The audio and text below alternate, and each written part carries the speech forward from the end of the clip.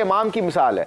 इमाम इस वक्त सबसे ज़्यादा कंसिस्टेंटली बाबर आजम के साथ रन कर रहा है। And I am telling you कि सम टाइम हम वो अंडररेटेड है, उसको कोई बहुत ज़्यादा प्रेज नहीं किया जाता।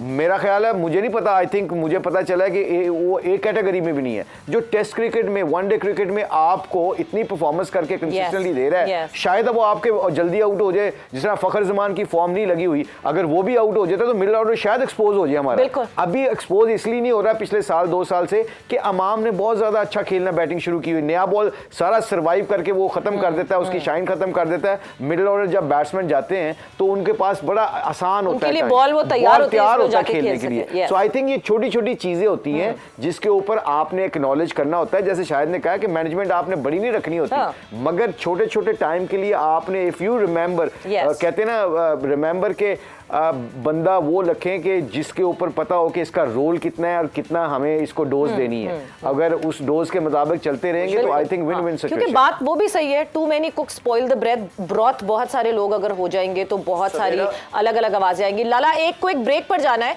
ये डिस्कशन को हम आगे बढ़ाएंगे यहीं से, और ब्रेक पे हमने जाना है। बट ब्रेक पे जाने से पहले स्पार्क्स स्पार्क्स स्पार्क्स। सो स्पार्क्स क्या है?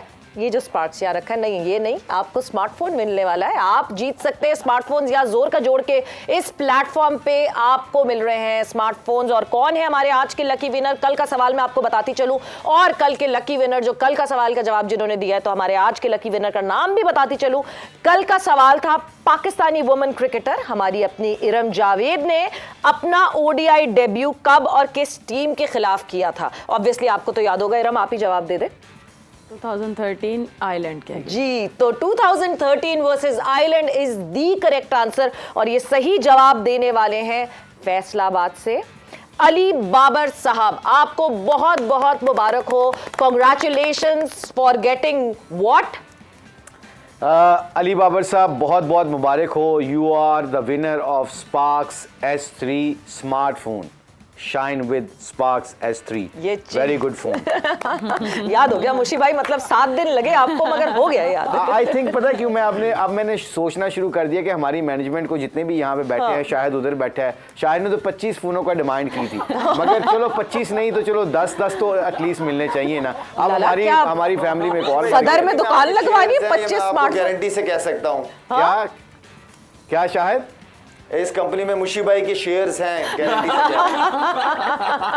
मैं इनको वर्ल्ड कप के लिए तैयार कर रहा हूं, शायद डोंट वरी अबाउट इट।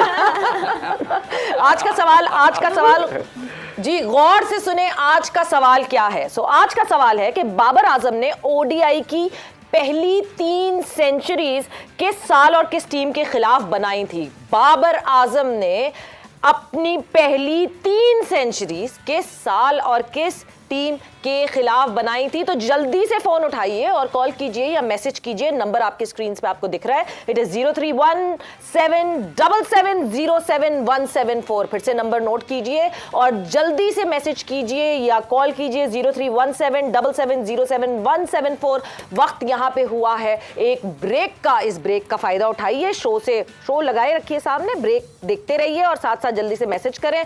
वक्त ब्रेक का हुआ है, ब्रेक पर जा रहे हैं, और ब्रेक से जैसे ही वापस आएंगे तो अभी और बहुत सारी बातें हैं। क्या क्या ट्वीकिंग पाकिस्तान टीम में और होनी चाहिए कि हम स्ट्रॉन्ग से स्ट्रॉन्गर होते जाए और बड़े बड़े चैलेंजेस को फेस करते जाए। सो लाला, आप कहीं कुछ चिप इन करना चाह रहे थे जिस वक्त हम बहुत जल्दी में ब्रेक पर जा रहे थे, अगर आपको याद है वो कमेंट अपना तो।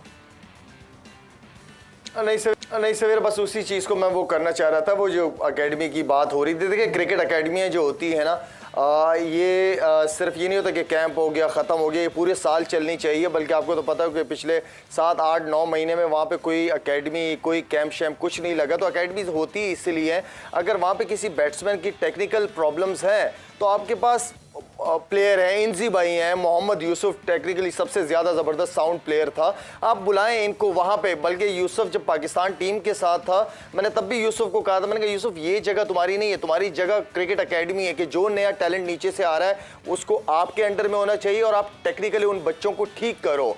पाकिस्तान टीम जो है वो चीज़ें ठीक करने की जगह नहीं है, वो परफॉर्मेंसेस की जगह है। तो आई मीन कि हमें क्रिकेट एकेडमीज को यूज़ करना चाहिए अपने बच्चों को। जो आपके डोमेस्टिक के अच्छे प्लेयर्स हैं वो आके पाकिस्तान टीम में चीज़ें, ट्रेनिंग, टेक्निक वगैरह ठीक कर रहे होते हैं। नहीं, पाकिस्तान टीम परफॉर्मेंस की जगह, ये सारी चीजें एकेडमी की जगह है, तो वहां पे एकेडमी इसलिए भी मतलब ज्यादा पूरे साल चलनी चाहिए। बिल्कुल, मतलब अब मैं हाफिज आपकी तरफ आऊंगी। नेशनल क्रिकेट एकेडमी के लिए हम बार बार ये बहुत बात करते हैं, नाम पे नाम तो तब्दील हो जाता है, कभी नेशनल हाई परफॉर्मेंस सेंटर से नेशनल क्रिकेट एकेडमी, तो नेशनल क्रिकेट एकेडमी से national high performance centre, but वहां पे ज्यादातर रीहैब का काम होता है इंस्टेड के डेवलपमेंट या नर्चरिंग ऑफ प्लेयर का काम हो। बिकॉज पास्ट में जो है हमने देखा there was a big lot of players जो कि वहां थे, हमारे बड़े बड़े नाम जो हैं। In fact before being the head coach Saqlain Mushtaq was there at the national high performance centre, मगर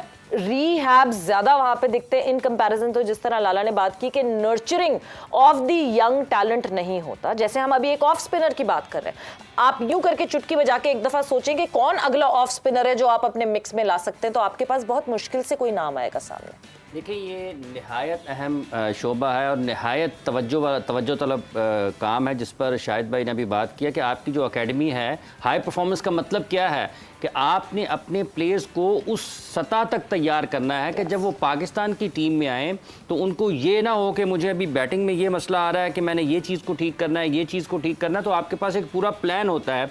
ये नेशनल क्रिकेट एकेडमी का काम क्या है? इसका यही काम है कि आपने, जैसे इससे पहले शाहिद भाई ने बात की कि आप अगर फुल टाइम कोच नहीं रख सकते हैं तो आप कम से कम जब आपके 3 4 5 स्पिनर्स हैं और कोई वो अच्छा तरीके से नहीं कर पा रहे हैं तो आपको 4-5 दिन के लिए, 6 दिन के लिए उनको एकेडमी में रखें, सिर्फ उनके ऊपर काम हो।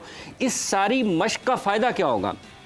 इन तरबियती मशकों से फ़ायदा ये होगा कि एक तो आपकी पाकिस्तान की टीम में वो टैलेंट जाएगा जो आपको बैन अवी सतह पर बेहतरीन खेल का मुजाहरा करेगा और फिर नीचे से आपको उनकी बिल्कुल सप्लाई मिलती रहेगी। आपको कहीं उसमें तातुल नज़र नहीं आएगा, आपको कहीं उसमें वक्फा नज़र नहीं आएगा। एकेडमी का इस्तेमाल करने के लिए भी उन्हीं लोगों की ज़रूरत है जो उस सारे सेटअप को, निज़ाम को बड़े अच्छे तरीके से समझते हों, बड़े अच्छे लोगों को सामने रखें और फिर उनके लिए प्लान दे सकें। ऊपर वालों के लिए कि उनको नीचे आकर किस चीज़ पर काम करने की जरूरत है, और जो नीचे आपके अंडर 19 के हैं, फर्स्ट क्लास के क्रिकेटर हैं, या आपके जो डेवलपमेंट के स्क्वाड हैं, आपने बेहतरीन अंडर 19 टीम बनानी है, बेहतरीन ए टीम बनानी है, तो एक पूरी के पूरी एक सप्लाई लाइन है जिसको काम करने के लिए जरूरत है और उसमें नेशनल क्रिकेट एकेडमी का किरदार बहुत अहम है। वो एक आपको इमारत तो नजर आती है कराची में भी, लाहौर में भी, मुल्तान में भी, लेकिन उसका इस्तेमाल नजर नहीं आता। और शाहिद भाई ने बिल्कुल ठीक है, ये उन लोगों के लिए जिनको ये काम करना चाहिए। सप्लाई चेन मैनेजमेंट अच्छी होनी चाहिए। जी रब, मुझे लगता है कि ये बिल्कुल एकेडमी की सही बात करें कि ये एकेडमीज जो हैं वो सिर्फ न्यू टैलेंट को आगे नहीं, मुझे लगता है जो हमारे प्लेयर्स अभी खेल रहे हैं और वो स्टिल स्ट्रगलिंग। अगर मैं फ़खर ज़मान की बात करूं, जैसे हम शादाब की भी बात करें, तो मुझे लगता है फ़खर ज़मान भी अपनी परफॉर्मेंस को लेके अभी स्ट्रगल कर रहे हैं। तो ये मेरा एक सवाल भी है हमारे लेजेंड से कि जिस तरह मैंने देखा है कि उनके हाथ, दोनों हाथों में भी बहुत गैप है और इसका मतलब कि वो बॉटम हैंड के प्लेयर हैं और वो सिर्फ लेग पे ही अच्छा खेल सकते हैं, जिसकी वजह से जब ऑफ से बाहर बॉल आता है तो वो आउट होते हैं। और उसके अलावा उनका जो बैक लिफ्ट है वो भी बहुत हाई है, उन्हें नीचे आने में टाइम लग जाता है कल, जिसकी वजह से वो LBW हुए हैं।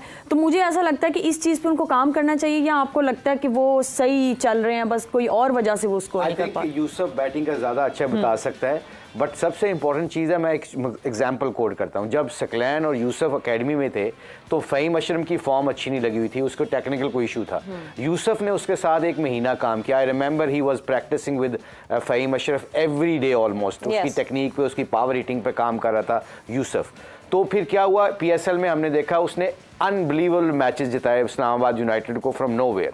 उसकी रीज़न पीछे क्या है? जैसे शाहिद ने, हम सारे बात कर रहे हैं कि एकेडमीज़ का काम होता है कि आपके जो इन फॉर्म बैट्समैन जो फॉर्म में नहीं होते उनको वहाँ भेजा जाए, वो अपने टेक्निकल कोचेस के साथ काम करें, कॉन्फिडेंस आप बिल्ड करें और फिर फर्स्ट क्लास में जाएं, फर्स्ट क्लास में जाके 1-2 मैच खेलें, फिर उसको इम्प्लीमेंट करके अगर वो ओवरकम करते हैं अपनी टेक्निक के ऊपर तो फिर जाके पाकिस्तान को दोबारा रिप्रेजेंट कर सकें। हम क्या करते हैं, एकेडमी में भेज देते हैं और फिर सीधा पाकिस्तान में वापस ले जाते हैं। एविडेंस कहाँ मिलेगा? एविडेंस तो आपको फर्स्ट क्लास क्रिकेट में मिलेगा ना। मेरे अंदर में बॉलिंग में प्रॉब्लम है तो मैं अगर अपने एकेडमी के कोच से जाकर काम करके आऊं, 3 फर्स्ट क्लास मैच खेलूं, मुझे अंदाजा हो कि जो काम हम कर रहे हैं उसका जवाब मिल रहा है, उसका रिस्पांस मिल रहा है हमें कि नहीं। But having said that, you know, unfortunately Pakistan बहुत प्लेंटी ऑफ ब्यूटीफुल पीपल है हियर एक्चुअली। सारे पॉजिटिव लोग हैं, सारे अच्छा काम करना चाहते हैं। जैसी चीजें बदलती हैं ना, लोग भी बदल जाते हैं। सबसे बड़ा मसला यही है, सबसे बड़ा instability in the system is the biggest problem that Pakistan. मैं कह रहा हूं जी, नजम सेठी साहब आए, ज़का अशरफ साहब आए, कोई भी चेयरमैन आए, आपका स्टाफ चेंज नहीं होता, आपके जो ऊपर वाले लेवल के जो लोग होते हैं, पॉलिटिकल लोग होते हैं, वो चेंज होते हैं।